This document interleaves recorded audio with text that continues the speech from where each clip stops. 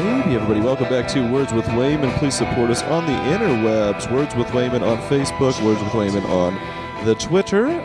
Thank you all so much for listening in. We got a very special guest, part 2, Denver creative boy, local juice man, all-around good guy, my friend, Mr. Brett Haynes. Thanks for coming back. Thanks. That was a fantastic introduction. I don't know what juice man even means. I am a juice man. He's a juice, but you seem like... Yeah, I feel like a juice man. A juice boy, the juice man, the juice guy. Thank you so much for coming out. And the end of the first part, we were talking about... we were just basically talking about how you started clothing. Yeah, we didn't even really get into it, but yeah, we just brushed on it. Yeah, textiles, functional artwork, basically. Yeah, you get hanging on your wall. These, it's nice to actually have a functional outlet for, your art, and I took the apparel route for that. Yeah, and for you, a monetary route to be able to, pursue other stuff as well. Right. It's functional. So when you got into that, how did that kind of start? It's something I've been trying to do for a while. I finally decided to take the time to work on it and launch the websites and get a bunch of designs ready, pattern design. I'm really into making patterns lately. It's a fun thing. What do you do that through, Illustrator? I'm using a program called Infinite Painter, which was made for my Galaxy Note, actually. Oh, nice. But generally, I'll sketch the idea, pencil and paper, scan it in, bring it into the program, and take it from there. Nice. And it's pretty relatively easy? Yeah. It takes a little bit getting used to the flow of the program. But, I was using a different digital drawing program for a while, so it kind of got into it pretty quickly. But, yeah. And that's cool. I like it when people, especially creatives, balance the work, trying to be able to make money with something that's actually creative, because it's what this podcast is about, for one, and it's also really hard. I mean, yeah, it is hard. I actually started business-wise throwing music festivals. We did it for 10 years, 2 years as an actual legal business. Cool. But, I learned a lot from that. We ended up getting hit really bad by weather in the last 2 years and had to take a hiatus. But, 1,000 people, 40 bands, 10 bands a day, nonstop music from Thursday to Monday morning. I was a third in charge. Dang, that's awesome. So I learned a lot from that, and now I'm kind of taking what I learned from that business side and putting it into the business of my That must be so art. shitty to have so much money and stuff riding on that just for the weather to be able to crush it right away. Yeah, well, it's a thing. Yeah, it's just kind of the way of the river, as they say. Yeah, it's a thing. But, it was good. It was good while it was going. We might do some more. Nice. Did you go to school for business at all did you take business classes when you were in, or was that something you just found? Nope. Illustration and education, so... But I'm sure you had other people there that knew the business side of the stuff as well, that you can kind of learn from. Had Luke and Jacob on board. I was more the creative side and recruiting or seeking out bands that wouldn't normally be on the scene that we were catering to and stuff like that. So. Yeah, and being able to pick them up for probably cheaper and stuff too, for being on the pulse. That's one of the, you've kind of taken it a little step to the side up here. You just threw your first underground art market. Yeah, we did a little mini art fair. We had 4 artists out and some music. It turned out great, Might be doing some more events here in the future. So it's a lot of planning and stuff like that. Oh, I'm sure. It takes a lot to put together. And to, how do you find the creatives are to work with? I follow a lot of artists. I follow a lot of local artists, and then going to the Friday, First Fridays and stuff like that, and networking. I've been following a lot of artists since I've been here. It's just really inspiring to see the community. The artists. So. There's a lot of people doing it out there. So that's how you find that you meet these people the best, is if you just go out to the art fairs. Yeah, or search the web. That's what's cool. Everybody does have a pretty strong web presence. I feel like if you want to have any way to make some money off it, you pretty much have to do it through the internet these days. Good old internets. The interwebs. Hey, internet. Hey, internet. My name's Matt. What's your name? My name's Internet. How long did it take you to set up all the business stuff with all the fulfillment and all those people to work with? For the clothing stuff. Oh, for that. I spent probably 12 hours a day for a week's amount of time. Not in a row, but Nice. yeah. I was just in it, man. There was no stopping me. And, once I get motivated on an idea, you can't stop me. I'm not going out for a beer. Yeah. I probably eat once a day, and I'm just in it, getting it hard. So That's awesome. Once I get started an idea, I'm gonna be in it for. It should be that way. I mean, like we talked about it for a second off the air a minute ago, but it's like if you want to be your own boss, if you want to make your own money, if you want to be this creative person, that's also a business side, because business is so much of it, you have to force it to happen. Like I feel like a lot of creative people, comedians especially, I talk to, they're like, why can't I make a living off comedy? It's like, if you want to make a living off comedy, force something to happen so that you make a living off comedy. Yeah, there's ways to be able to make it happen.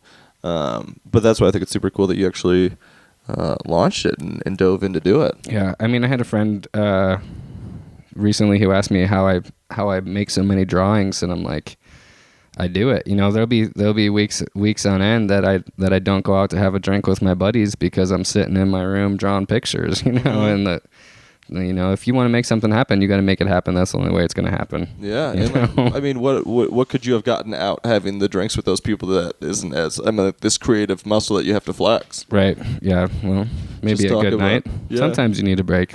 Oh, I think you should absolutely take a break and have fun. But I think you're completely right. Sometimes Sometimes if you're in a particularly creative time, when you're just pumping out, you also don't know when it stops. I know, especially like for comedy, it comes like that. It's like, I could be producing really good material for a week, and it might not happen for like another 2 weeks. Yeah, you got to take advantage of your inspiration totally when it comes. When it's sitting there, like it's game time.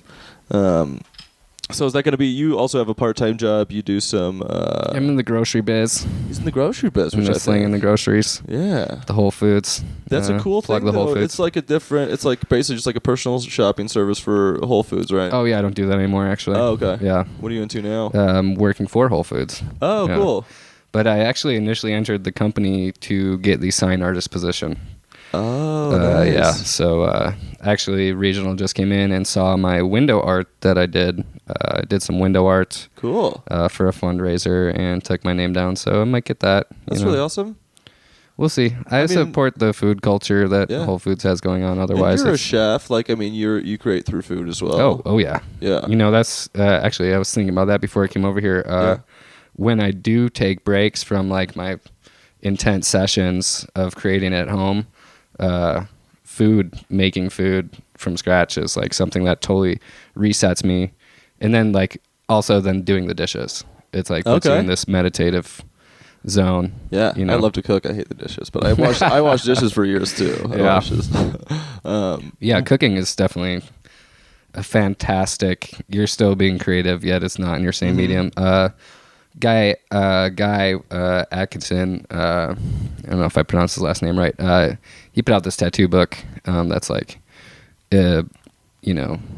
one of the Bibles of tattooing, and one of the chapters is all about finding a creative medium that is not what you're already doing for your main, output, so that you can refresh and come back and think about things in a different way. And I think that food and cooking is definitely one of those things super cool that you can take advantage of. No, I think that's a really, really cool principle, because it is that if you're 100% into something, you really can't look at it from the outside. Right. When did you find cooking as like a creative thing? Did you cook in kitchens and stuff?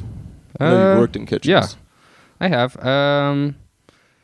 Honestly, probably when I started with Whole Foods, honestly, they really inspired me through all the training about eating healthy and eating organic, and then finding creative ways to do that still taste good.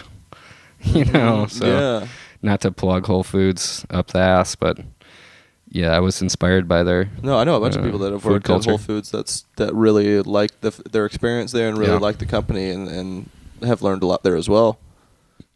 Yeah, shout out to Whole Foods, everybody. Support them out online. I'm sure at Whole Foods on Twitter. I'm sure they probably got in early and got that. I think people in New York probably don't want to because of that whole scale fiasco. We're not going to talk about that on here because the lawsuit is not settled. Yeah, support your local co-ops if you have one. Yeah, right? Yeah. That's where it's at. Start a little, Yeah, that's super, super cool. So Whole Foods it is now, and they give you a pretty flexible schedule, I'm guessing, so you can kind of do stuff? Part-time, yeah. Nice. And I've been taking advantage of working part-time, living the starving artist lifestyle. I was going to say, which is kind of tough in Denver these days, so you're kind of scraping by? Doing decently all right. Nice. But, just to have the time to work on what I'm trying to do with my life is worth all of it. So, and you figure that like time that you didn't spend working is worth so much more valued later when you're bringing in more income because of the time you took off. And I mean, we just launched the apparel line and orders are coming in. So, things are happening. It's fantastic. That's super glad. I'm glad that you finally took the step, because I know so many people that talk about it all the time but don't take the step. So if you're out there listening and you're thinking about taking the step, you heard it here first. Take the step. Take the step. You got to force change sometimes. You can't. Right. You can't wait around for people to come and just give you a buttload of cash. And it may take sacrifices. Like not going out to drink every night, or budgeting your food or cooking for the week. And then you actually have the time to pursue your goals. And yeah. I mean, a lot of people, their main hobby, at least people I know and stuff, like, is just like going out to bars and drinking with people. Yeah. And it's expensive. And you fall into that once you keep doing it. So yeah. I mean, you can get those good drink special nights, but yeah, it's the same thing.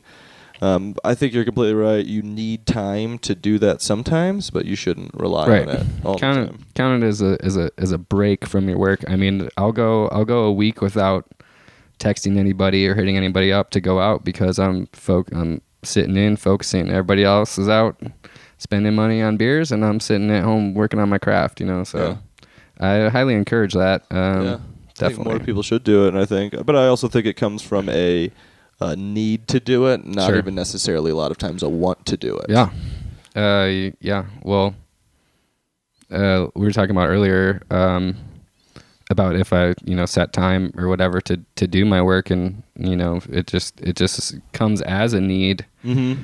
But if you want to make it a career, then you have to take that time and make those sacrifices. Yeah, people look at it and like people are like, oh, he put a website together with some pants. It's like, no, it's like people don't realize how much work actually goes into setting up these fulfillment centers, getting pre-orders overseas, talking to manufacturers, all of this stuff. Yeah. Built the website from scratch. It takes a lot of work. Yeah. You go on the website and it looks nice, but your average person wouldn't realize that it did take a lot of work to build it, and set everything up and get all the mock-ups up there. Did you go through a builder? Or did you just use like Muse or something? I highly recommend Squarespace. Mm-hmm. You do have to know a little bit or play with it a little bit to get used to it. It is slightly advanced to customize it as much as I wanted to, but highly recommend it. Yeah, it's fantastic. Should get them on if they would ever want to sponsor us. If a Squarespace co-founder is out there listening. Hey, they did Key and Peele, so they can do Matt Wayman, right? Right. They support a lot. I know they support a lot of the coolest podcasts that I like to listen to, because they're a really cool company. That's cool to see that they worked like well with you. It's fantastic. I always ask this question because we're coming down to the end of it, because these things go super fast. I always ask this question: 5 years from now, best case scenario, what would your life look like? I would have all the time I want to create whatever I felt like creating without being responsible to a boss that is in charge of me. Be your own boss. Yeah. Would it be in here in Denver, you think? I definitely want to travel. One of the reasons I'm interested in tattooing, one of the smaller reasons, is that it does give you the opportunity to travel and do your craft. So, yeah, I can't see myself sticking in one place for very long. Mm-hmm. Nomad, wandering around a little bit. Yeah, always been kind of nomadic. I think there's so much out there to see, and when you do put yourself in one place for such a long time, it kind of does. I feel I get creatively stagnant a lot. Yeah, I mean, there's a huge world, and all of it holds a little piece of inspiration for you to take home. So, damn, that's like discovery. That's like a quote right there. We're gonna take that. We're gonna put that on a greeting card somewhere. We'll put it on the website. We'll put that on the website, everybody. Oh goodness, thank you so much. Thanks for coming out, guys. Thanks. Support us online at Words with Wayman, on Twitter, Words with Wayman on Facebook. And before we get out of here, give them where they can find all your stuff. Okay, so Instagram at GHOST_LYF. Also, the same spelling, ghost, GHOSTLYF.com. And hashtag BHaynesArt, BHAYNESART, to see my personal illustration. Thank you. Heck yeah. Go internet. Go interwebs, guys. Support him on the internet. Buy his stuff. Support an artist. And support yourselves, everybody. Get out of that 9-to-5 lifestyle. Start using that creativity that you have inside of you. You can do it. You can do it. You're making me be all inspiration now. You're giving me the Inspire to inspire. That's awesome. Guys, thank you so much for listening, and we will see you all soon.